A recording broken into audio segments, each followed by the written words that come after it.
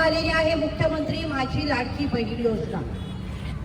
व आम्हा बहिणींना लाडकी जर आम्ही असतील तर अशा बहिणी जर आमच्या रस्त्यावरती मरून पडणार असतील, जर आम्हाला संरक्षण मिळणार नसेल तर या तुमच्या योजना काय कामाच्या आहेत?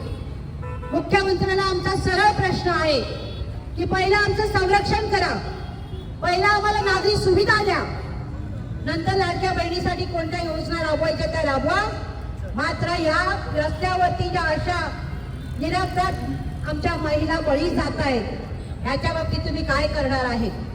हे खड्डे एका ठिकाणी नाही, फक्त आपल्या रस्त्यावरती नाही, तुम्ही जर हायवेला गेला तर हायवेला बघाल कशा प्रकारची परिस्थिती आहे की एखादा आजारी माणूस हॉस्पिटलला न्यायला लावला तर तो रस्त्यातच मरण पावेल अशी परिस्थिती रस्त्याची झालेली आहे।